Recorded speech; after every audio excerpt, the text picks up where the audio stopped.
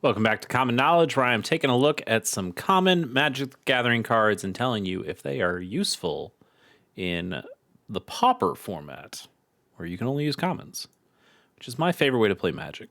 Our first card of the day is Smite the Monstrous. It's 3 and a white for an instant. Destroy target creature with power 4 or greater. Man. I feel like we've gotten a lot of effects like this for cheaper. In fact, it's like a Final Fantasy card is Battle Menu. Yeah, this can destroy target creature with power 4 or greater for 2 mana, and it also does a lot of other stuff. Now, this is uncommon, whereas this is common. Maybe that's a difference. But I think we've also just gotten other cards. Destroy Evil. That one is Destroy Evil. Boom, there you go. This is both uncommon, still an instant, costs 2 less, and can destroy an enchantment or well, this is toughness 4 or greater. I guess that's different, but it's not much different, you know? I think you would play Destroy Evil all day before you would play Smite the Monstrous. Although I do like the name Smite the Monstrous. That's a cool name. What do we give this? There's, I don't think we really play Destroy Evil all that much in Pauper either, despite being what seems like a pretty good card. I would give Destroy Evil a pretty good score. Smite the Monstrous, though, just doesn't have the flexibility of things that it can remove, and the cost is just too high. So give us like a 2. Yeah, I think 2 is okay. I mean, it's still a removal spell. Let's give it a 2, but it's not a great one. So I do like this art, though. That's good art, good name. That matters. That is definitely. Ooh, I was gonna say that's definitely the best art, but I do like this Eldrazi one as well. But I think this is probably the best art. Anyway, let's move on to Bag and Porter for 3 and a green. It is a 4/4 dwarf creature. And when this creature attacks, it gets +X until end of turn, where X is the number of legendary creatures you control. Well, the thing about Pauper is there's not a ton of legendary creatures. There's not 0. We've definitely seen some. We know the Homelands ones, Joven and God, what's Joven's friend's name? We just saw this a handful of episodes ago. Chandler is the other guy. We know those two guys. There's a Modern Horizons Goblin with Grandeur that is legendary, and then we have 5 of them. Oh, I'm gonna sneeze. Whew, excuse me. I think we got a cycle of them in Spider-Man, and a couple of those are halfway usable, but there aren't that many, and there certainly aren't that many in green. There's 1, in fact, right? We can check this. We'll just check this. Legendary green and legal in Pauper, and we should get 1. There should be 1 Spider-Man card. Oh, never mind. There's 3.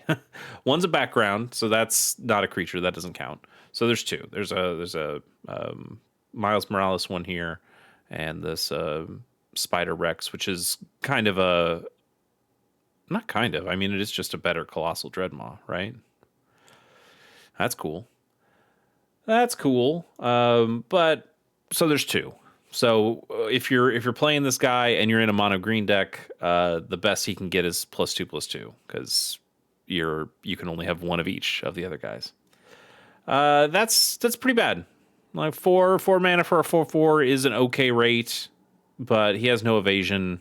The little pumps he can get are not a huge deal, and I don't think he's good enough to warrant trying to play what are kind of bad legendary cards in the 2 that we saw, or even the other ones that are in other colors. I don't think any of them are really all that good enough to play, and certainly not play for this guy. Let's go ahead and give him. I mean, he is a 4-4-4-4. That's a halfway decent rate, where I can't just give him a terrible score, but I think we give him a 1.8 and call it a day on this. Archers of Carsey is 3 and a green for a 5/2 Snake Archer with Defender and Reach. It's pretty bad, isn't it? That is pretty bad. Like, at that point, I understand why he has Defender, like a flavor-wise, why they have Defender, but for 4 mana, this does not seem like a crazy stat line to take Defender off. So this is pretty legitimately awful. I'm going to give this like a 1.6 and move on pretty quickly. To Goblin Masons, which is 1 and a red for a 2/1 goblin. When this creature dies, destroy target wall. There is a wall combo deck in Pauper, but this is not the guy. This is not the guy you used to stop that deck. This is very bad, and I would say it's only getting worse because, again, there's really only one wall deck in Pauper that I'm aware of. I don't see really any other wall decks happen, and wall is also a creature type that Magic has mostly gotten rid of. I guess we got 1 or 2 new ones. One new one in Avatar with the Bossing Say, but it's just not a creature type that gets used much anymore. Magic Design just doesn't like it. There's a lot of weird rules interactions with walls. There's a lot of old cards that don't like to play with walls, and they just don't show up as much now because now we just have Defender as a mechanic, and we don't need the creature type wall to make that function anymore. So this card is pretty bad. Art's great. Dieter Lizzie. Another banger from Dieter Lizzie, but the card itself is pretty bad. Let's give this a 1.3. It is a 2/1. I'm going to give it a little credit for being a 2/1, but it is pretty bad. Murmuring Phantasm, man, we're getting all sorts of pretty bad cards here. Is 1 and a blue for a 0/5 Spirit with Defender. Let me treat you to Aegis Turtle. Nope, that's not what that is. Well, you got to spell turtle right. There's your problem. Aegis Turtle is a single blue mana for a 0/5 without Defender. I know which one I'd rather have. Give me the turtle that potentially could swing if I throw some stuff on it. And I also wouldn't play that either. This art rules, though. Well job, Peter. I think this art is awesome, but I wouldn't play it. I wouldn't put it in my deck. Not very good. I think we can pretty safely give this I guess is it better than that goblin? I think the answer is honestly no. I think it's like a 1.2. This is pretty bad, especially knowing that you have Aegis Turtle that you could play instead, and you wouldn't play that either. There's almost no reason to play Aegis Turtle, so there's even less reason to play Murmuring Phantasm, unless you just want to play this cool-ass art, which I would totally understand. Obscura Storefront. Have we done these yet? I think we have, but we'll do this one anyway. Obscura Storefront is my favorite one of these. It is a land that says when this land enters, you sacrifice it, and when you do, you search your library for a basic plains, island, or swamp card, put it onto the battlefield tapped, then shuffle, and you gain a life. So it's a land that goes and finds other lands. It's a fetch land in that way, but you don't get the option of when to fetch. You have to fetch right then. But for not getting that option, you do get a life out of the deal. So the life gain's okay. You will take that some of the time. And finding one of your basics is certainly fine as well. If you have a landfall deck, these are great lands to get double triggers for landfall. None of this is bad, other than it's a tap land. Well, this one doesn't come into play tap, but the basic you bring in comes into play tap. So essentially a tap land. but it's pretty good fixing. Again, I think you'd mostly just play this for landfall triggers. If you weren't worrying about the landfall triggers, you'd probably just play well, even if you were worried about the landfall triggers, you'd probably just end up playing the landscapes instead from Modern Horizons 3, because those can tap for colorless mana, or be sacrificed and fetch up a basic of any kind that you're looking for, or of the 3 color combination that you're looking for, and you don't gain the life off it, but I think there's a reason you might go for those. But every once in a while, there might be a reason that you'd want the life gain. It's not a lot of life gain, but it's a little bit of life gain, and maybe you don't care so much about the landscape tapping for colorless mana. So I'd say these are fine. You'd probably put the landscapes before you'd play these, but these aren't terrible. I'll go ahead and give them a 6. 6. Good score. Ifara's Warden is 3 and a white for a 1/2 human cleric. You can tap it to tap target creature with power 3 or less. We've seen a number of these kinds of tappers before. This one costs too much, and it does too little. It's not very strong. For 4 mana, I would want to be able to tap anything. Thank you very much.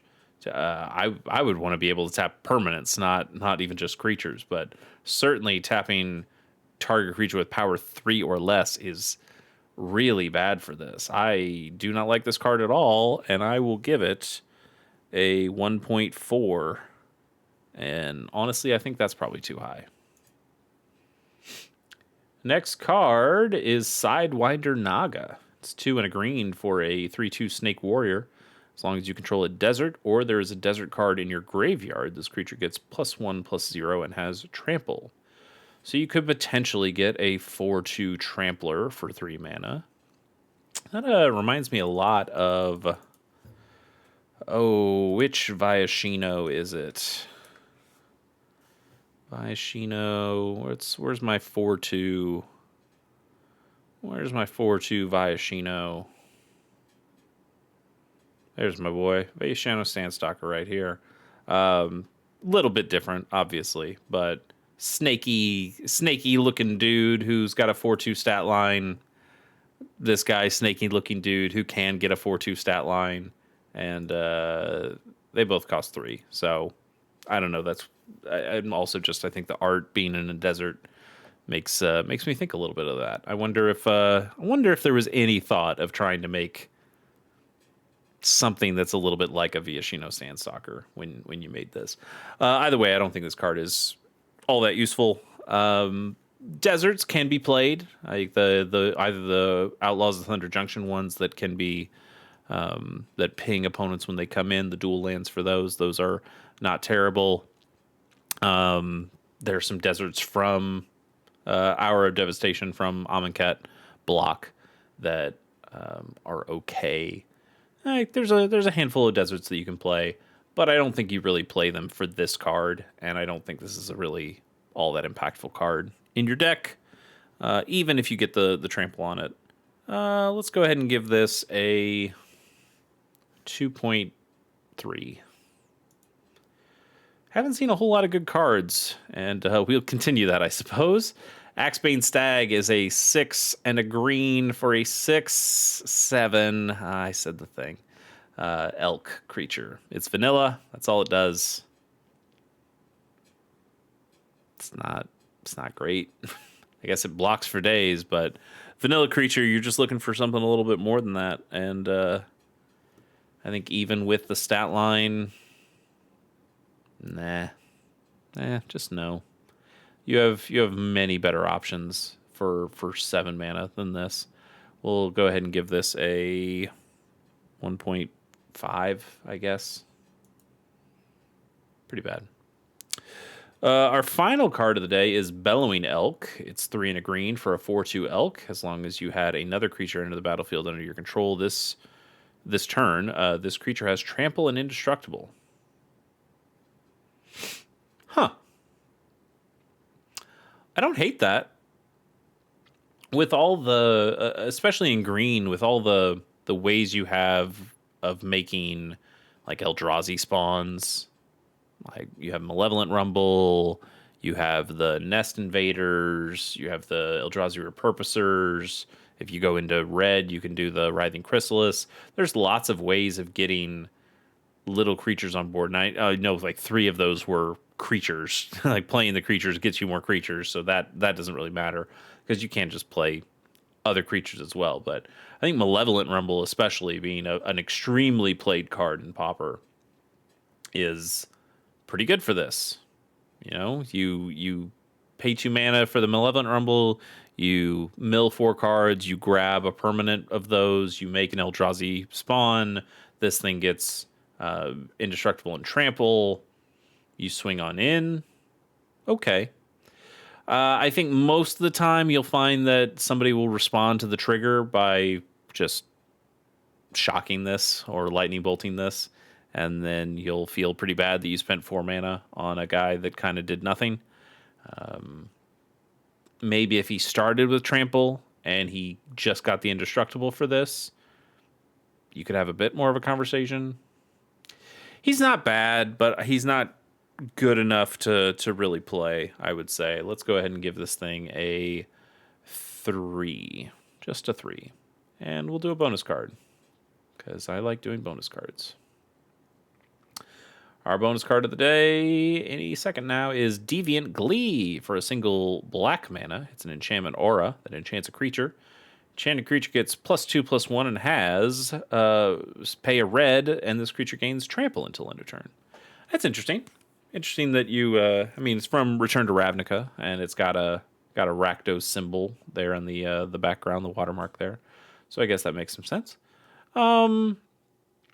Interesting that it's an Unholy Strength with a little bit extra on it. That's fun. Unholy Strength, not a terrible card. Not a great card, but not a terrible card. And this one has a little bit of gravy on it. It's still not very good, but strictly better than an Unholy Strength. You gotta give it something for that, right? I will give it a 2.2, I think. It's not really in the right colors for auras in Pauper, but it gives a decent power and toughness boost for just a single mana, and I like that it gives a little extra thing. And I also like that it's in a different color, that it makes you think a little bit more how I could make that red mana. What decks could it go in? Obviously, it makes the card a little less strong. You'd rather it be in black, so then you could just keep to monocolor or give yourself more options. But I think it's fun to force yourself into these kinds of ideas. Anyway, that's enough for one day. Hopefully tomorrow, maybe we'll get some better. Or tomorrow, are we on a? Yeah, I think we're still on the week, right?